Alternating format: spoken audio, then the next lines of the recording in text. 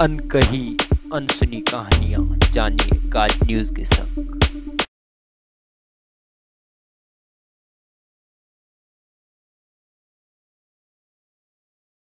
यके बाद दीगरे तबाह व बर्बाद हो गए। नतीजतन वहाँ के बासी वहाँ से नकल मकानी कर गए। उसके बावजूद ये कयास आराई की जाती है कि बम्भोर ही देवल था जो ब्रह्मनाबाद और दीगर शहरों की मानिद 8वीं सदी ईस्वी में वीरान होना शुरू हुए थे। देवल का नाम दौरे कदीम में सबसे पहले आर्मीनियाई मौरिख व जोग्राफिया दान मूसा खोरजनी की तसानीफ में मिलता है जो 4वीं या 5वीं सदी में होकर गुजरे थे, जिससे ये अंदाज़ा होता है कि अरबों के सिंध फतेह करने से कबल ये नाम मशहूर था। तारीख़ मासूमी में 2 देवलों का जिक्र मिलता है। एक देवल लाहरी बंदर जो समंदरी बंदरगाह थी, जबकि दूसरा देवल ठट्टा जो कि तख्तगाह था। जबकि तारीख़ ताहरी में भी 2 बंदरगाहों का जिक्र मिलता है। एक साहिल समंदर पर था जो कि दरियाई बंदरगाह के तौर पर इस्तेमाल होता था, जो कि लहरी बंदर था, जबकि दूसरा दरियाई बंदर था जो कि दारुल खिलाफा में तिजारती मरकज़ था।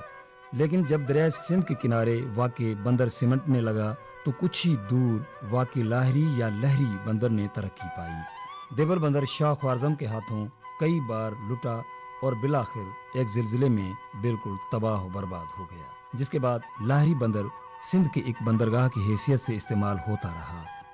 जबकि एक और कयास आराई है कि एक ही इलाके में 2 बंदरगाहों की वजह से दोनों को देवल के नाम से पुकारा जाता था और दोनों के अलग अलग मखसूस नाम भी थे। सन 712 में उमवी दौरे खिलाफत में हिजाज बिन यूसुफ मशरकी सूबों के गवर्नर थे, तो उनके दामाद अरब जनरल मोहम्मद बिन कासिम ने देवल फतह किया था, जो कि फतह होने वाली सिंध की पहली बंदरगाह थी।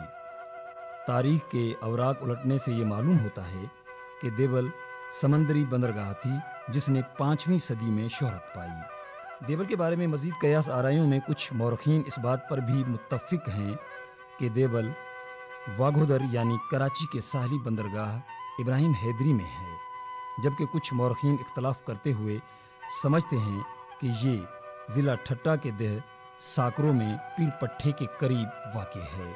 गर्ज ये कि देवल और बम्भोर के बारे में मुख्तलिफ कयास आराइयाँ हैं जो कि तहकीक तलब हैं। सासानी हुक्मरानों के दौरे हुकूमत में ईरानी समंदरी जहाज़ हरमज से सेलून यानी श्रीलंका जाते हुए देवल पर लंगरअंदाज हुआ करते थे, जिसका जिक्र तारीख़ तिबरी में मिलता है, बल्कि जिसे ये तस्दीक भी होती है कि सासानी हुक्मरान बहराम गोरसन 412 से 430 और उसके बाद राय ख़ानदान के हुक्मरान भी सिंध के साहली इलाकों पर काबिज रहे। लेकिन राजा चच इन साहली इलाकों पर कोई मजबूत गिरफ्त न रख सका, जिसकी सबब उसके जानशीन राजा दाहिर के दौरे हुक्मरानी में ये साहली बंदरगाह बहरी कज़ाकों के ज़ेर असर रही और ऐसे हालात पैदा हुए कि अरबों ने न सिर्फ यहाँ मुदाखलत की बल्कि गलबा भी हासिल किया।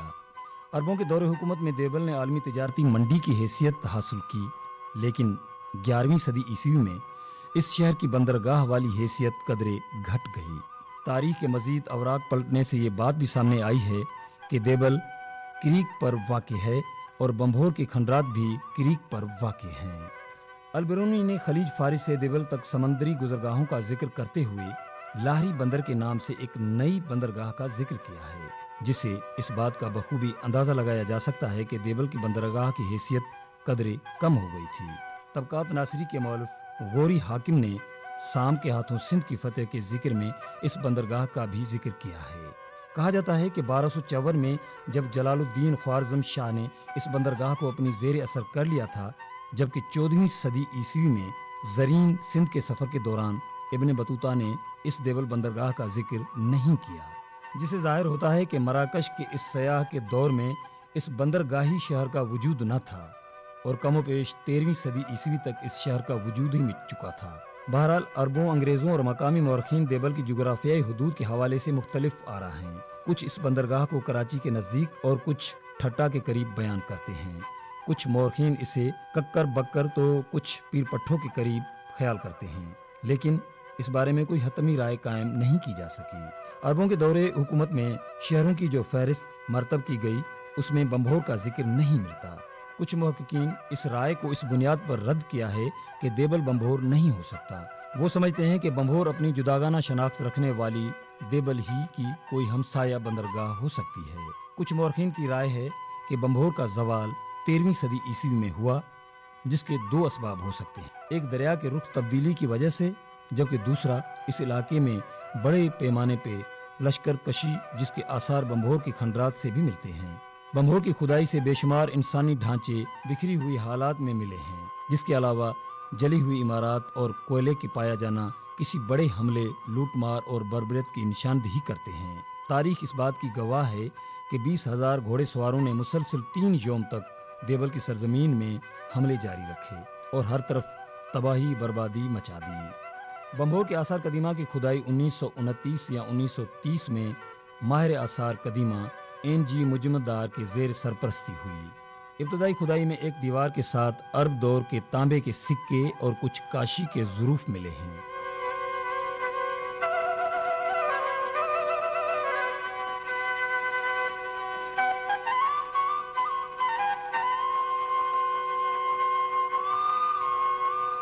قیام پاکستان کے بعد 1951 میں آثار قدیمہ کے ایک افسر لیسلی الکا کی سرپرستی میں مزید کھدائی کے دوران اسلام سے قبل کچھ مٹی کے برتن ہاتھ لگے، مگر ان کو ہندو اور بدھ مت کے دور کی ثقافتی اشیاء نہ مل سکیں، جس سے یہ نتیجہ اخذ کیا گیا ہے کہ یہ مقام دیبل نہیں ہو سکتا۔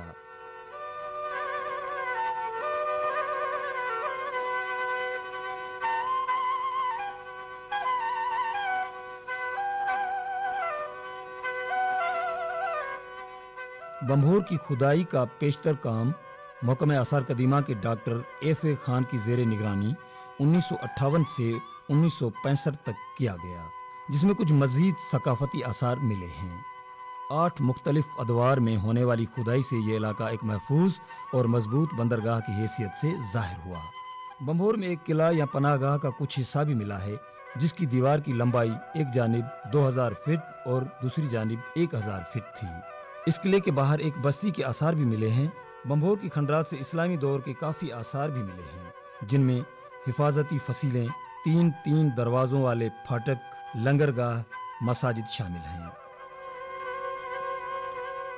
جن میں شاہی مسجد اہمیت کی حامل ہے، جو کہ نقشے کے لحاظ سے چوکور مربع ہے۔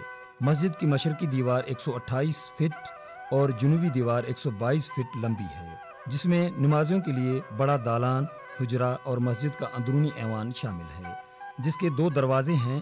بمبھور سے ملنے والے برتنوں پر نہایت عمدہ نقش و نگاری کی گئی ہے۔ بمبھور کی کھدائی سے 4 ادوار کے آثار ملتے ہیں، جس میں مسلمانوں کا اموی و عباسی دور اور اس سے قبل کے ہندو، ساسانی اور ستیو پارتھی ادوار شامل ہیں۔ دوران کھدائی تانبے کے لاتعداد سکے ملے ہیں۔ اس کے علاوہ ہندو ادوار کے آثار میں شیو مندر اور شیو لنگر بھی کافی تعداد میں ملے ہیں۔ ہندو ساسانی دور کے ستیو پارتھی ادوار کے آثار بھی پائے گئے ہیں۔ اس دور کے برتن یونانی برتنوں سے کافی ملتے جلتے ہیں، جبکہ ایک شاہی مسجد کے آثار بھی ملے ہیں۔ کچھ محققین اس بات پر بھی متفق ہیں کہ یہ مسجد نہ صرف سندھ بلکہ برصغیر میں تعمیر ہونے والی پہلی مسجد ہے، جبکہ بمبھور کی کھدائی سے ملنے والے کتبوں اور دوسری زیر استعمال اشیاء خصوصاً برتنوں پر بنے نقش و نگار بھی اس شہر کی شاندار تاریخ، روایت اور قدامت کے دعوے دار ہیں۔ شاہ عبداللطیف بھٹائی کا لازوال کردار سسوی بھی بمبھور کی باسی تھی، جس کے کردار کی خصوصیت اور علامت میں جہد مسلسل، انتھک جدوجہد اور منزل کے پانے کی مستحکم جستجو شامل ہے۔ سسی پنو کے لازوال عشق کی داستان کے بارے میں کوئی حتمی رائے قائم نہیں ہو سکی ہے۔ اس کے باوجود بلوچوں کا بمبھور آنا، دلورائے کا دور حاکمیت اور بمبھور کی تباہی و بربادی کے واقعات کا تجزیہ کیا جائے تو کچھ پہلو نمایاں ہو جاتے ہیں، اور اس کی روشنی میں تحقیق کے لیے سمتوں کا تعین آسان ہو سکے گا۔ تاریخ میں 3 بلوچوں کی ہجرت کا تذکرہ نظر آتا ہے۔ بہرحال صدیوں کی صداؤں میں گونجتی بمبھور سے سندھ کی عظمت کے آثار جھلکتے دکھائی دیتے ہیں، جس میں پنہوں کے بھائیوں کی زبردستی اسے واپس لے جانے پر شاہ لطیف نے افسردہ ہو کر کہا، اس بمبھور میں اتنے بڑے صنعت کا ظہور پذیر ہونا افسوسناک ہے۔ خلاصہ یہ ہے کہ بمبھور ایک تاریخی و تہذیبی شہر تھا، جس کی مثال سندھ کی کہاوتوں اور شاعری میں جا بجا نظر آتی ہے۔ بمبھور کی کھدائی نے سندھ کے قدیم تاریخ کے اہم ابواب کو جلا بخشی۔ اس کھدائی نے یہ ثابت کیا کہ تہ در تہ اور کئی بار نیست و نابود ہونے والے اس شہر میں اسلامی دور سے قبل یہاں کئی خاندانوں کی حکومتیں قائم تھیں۔ ان آثاروں کی دریافت سے یہ بھی معلوم ہوا ہے کہ اس شہر میں مسلمان 8ویں صدی سے آ کر آباد ہوئے اور سب سے پہلے سکون پذیر ہونے والے مسلمان عرب تھے، جو غالباً 13ویں صدی تک یہاں سکون پذیر رہے، جس کا ثبوت اموی دور کے وہ سکے ہیں جو آثار قدیمہ کے ماہرین کو کھدائی کے دوران ملے۔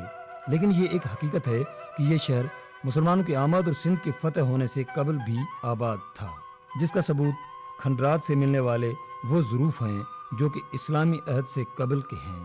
ان میں کئی برتنوں پر اردھناگری اور لاڑی یعنی لوہان کی رسم الخط میں اس وقت کے رائج زبانوں کی لکھائی ہے جو کہ ان برتنوں پر کندہ ہے۔ یہاں سے کچھ مجسمے بھی ملے ہیں، جبکہ ایک برتن پر ایک رقصاں جوڑے اور سورج مکھی کی تصویر بھی کندہ ہے۔ اس کے علاوہ یہاں سے ملنے والے برتنوں پر جیومیٹری کی ڈیزائن کے اشکال، نقش و نگار، پھول پتے، انسانی حیوانی خاکے، دریائی پرندے، مچھلیاں، سانپ، مور، ہاتھی، ہرن، کچھ پھولوں اور پودوں کے اشکال جن میں سورج مکھی، کنول کے پھول، سورج کے طلوع ہونے کا منظر وغیرہ کندہ ہیں۔ اس کے علاوہ مٹی کے برتن، کھلونے، جانوروں اور انسانوں کی مورتیاں بمبھور کے فن اور فنکاری کا جیتا جاگتا ثبوت ہیں۔ بمبھور سے ملنے والی اشیاء نہ صرف اس شہر کی تہذیب و تمدن کی تاریخ بیان کرتی ہیں، بلکہ ان اشیاء کے مطالعے سے وادی سندھ کی تہذیب و ثقافت کی تاریخ پر سے گرد صاف ہوتی دکھائی دیتی ہے، اور یوں محسوس ہوتا ہے کہ تاریخ سندھ آمری، کوٹ ڈیجی اور موہنجو دڑو سے ہوتی ہوئی مختلف تہذیبوں کے اثر قبول کرتے ہوئے ماضی اور حال کے درمیان رابطے برقرار رکھتے ہوئے بمبھور والی تہذیب کے دور سے اپنے ناطے جوڑتے ہوئے اپنے آئندہ کے دنوں کے سفر کو جاری رکھے ہوئے ہے۔ محکمہ آثار قدیمہ کے ماہرین کو بمبھور سے جو سرخ برتن ملے ہیں وہ اس امر کی گواہ ہیں کہ اہم برتن بحر اسود کے اثر اور مشرقی قدیم تہذیب سے وابستہ ہیں۔ یہ تہذیب 1 صدی قبل مسیح سے شروع ہوتی ہے۔ بحر اسود کے شمال اور مشرق کے قدیم باشندوں کو ساکا ستھیا کے نام سے منسوب کیا جاتا ہے۔ ساکا ستھیا قوم تقریباً 1 صدی قبل مسیح میں ایران سے ترک وطن کر کے آئی تھی۔ ماہرین کے خیال کے مطابق اس وادی میں 1 صدی عیسوی میں ایرانی پارتھیا قوم کے لوگوں نے ساکا ستھیوں کی جگہ لے لی تھی اور بدھ کے دھرم کو اپنایا تھا، لیکن ان کی تہذیب یونانی تھی۔ بحر اسود کے مشرق میں شمال کی ان قوموں یعنی ستھین اور پارتھین کی تہذیب اور ثقافت کے جو اشیاء بمبھور سے ملی ہیں، اس نے وادی سندھ کی تہذیب و ثقافت کی تاریخ میں ایک نئے اور اہم باب کا اضافہ کیا ہے۔ بمبھور کی کھدائی سے ملنے والی نوادرات پر تحقیق سے جو نتائج اخذ کیے گئے ہیں، ان کے مطابق اس شہر کے آثار قدیمہ کو سندھ کی قدیم اور تاریخی شہر دیبل بندر کے آثار کے طور پر ثابت کیا گیا ہے۔ دوم یہ بھی وثوق سے کہا گیا ہے کہ بمبھور کی مسجد برصغیر میں تعمیر ہونے والی پہلی مسجد ہے جو اس شہر کے فتح ہونے کے فوراً بعد تعمیر کی گئی تھی۔ اس سلسلے میں مسجد کے قرب و جوار سے ملنے والے کتبات کو آخری دلیل تصور کیا گیا ہے۔ اس طرح اس آثار قدیمہ سے سندھ میں اسلامی دور سے قبل اور اسلامی دور کے سکے بھی دستیاب ہوئے ہیں جن پر کوئی مثبت تحقیق نہیں ہو سکی۔ اس شہر کے آباد ہونے کے ثبوت سندھ میں آمد اسلام سے بہت پہلے کے ہیں، یعنی 1 صدی قبل مسیح۔ یہاں ملنے والے برتن، دوسری اشیاء اس بات کی گواہ ہیں کہ یہاں بدھ مت، ہندو مت، شیو پنتھ اور اسے قبل کے ادوار کے لوگوں کے آباد ہونے کے واضح آثار نظر آتے ہیں، لیکن ماہرین کو دریافت ہونے والے ان اشیاء کو مختلف ادوار کے ہونے کی درجہ بندی کرنے کے باوجود مزید تفصیلی تحقیق نہیں کی گئی اور صرف عربوں کی آمد اور عربی تہذیب پر زیادہ توجہ دے کر اس دور کے معاملات پر تحقیق کو عیاں کیا گیا ہے۔ تہذیبیں ایک دوسرے پر اثر انداز ہوتی ہیں اور یہ ایک مسلمہ حقیقت ہے کہ سندھی تہذیب پر عربی اور اسلامی تہذیب کا کافی گہرا اثر ہے جس سے کوئی انکار نہیں کر سکتا، لیکن بمبھور سے ملنے والی اشیاء کے مطالعے سے یہ ظاہر ہوتا ہے کہ یہاں دوسری تہذیبیں بھی اثر انداز ہوتی رہی ہیں اور یہ معاملات ابھی تحقیق طلب ہیں۔ مختلف مقامات پر جو گہری کھدائی ہوئی ہے ان کی مدد سے ان ٹیلوں کے برت کے بارے میں معلومات مل سکتی ہیں۔ ان میں نچلی سطح سے لے کر بالائی سطح تک ساک گھرانے ایرانیوں، ساسانیوں، ہندو، بدھ مت اور اسلام کے ابتدائی 3 ادوار کے آثار دریافت ہوئے ہیں جو پہلی صدی قبل مسیح سے لے کر 13ویں صدی تک ایک طویل زمانے تک پھیلے ہوئے ہیں۔ بمبھور کی کھدائی سے دریافت ہونے والی اشیاء کے مطالعے سے ظاہر ہوتا ہے کہ یہاں الگ الگ مذاہب کے لوگ آباد تھے۔ سب سے اہم بات یہ ہے کہ یہاں سے ملنے والی اشیاء پر جو پھول، نقش و نگار اور جانداروں کے جو اشکال کندہ ہیں، ان سے یہاں کے بسنے والوں کی تہذیب اور ان کے روزمرہ کی معمولات، فلسفہ، سوچ، فکر، مذہب، فن، ہنر، فنکاروں اور کاریگروں کے ذوق اور نفسیات کے بارے میں وسیع معلومات ملتی ہے۔ کسی بھی ملک کی زبان اس ملک کے سماجی، ثقافتی، تہذیبی اور تمدنی تاریخ کی آئینے دار ہوتی ہے۔ کسی بھی قوم کی زبان کے مطالعے سے اس قوم کی معاشی اور معاشرتی اقتدار، سوچ و فکر کی ارتقاء، تہذیبی اور تمدنی تاریخ کا پتہ چلتا ہے۔ بمبھور کے آثار قدیمہ سے دریافت ہونے والی اشیاء کے مطالعے سے یہاں کے بسنے والوں کی ذہنی ارتقاء، معاشی اور معاشرتی حیثیت، فن اور فنکارانہ قابلیت، مذہب اور مذہبی اصولوں کے بارے میں نادر معلومات دستیاب ہوئی ہیں، جس کے مطالعے سے علم اللسان کے ماہرین یہاں کے بسنے والے لوگوں کو قدر اور احترام کی نگاہ سے دیکھتے ہیں۔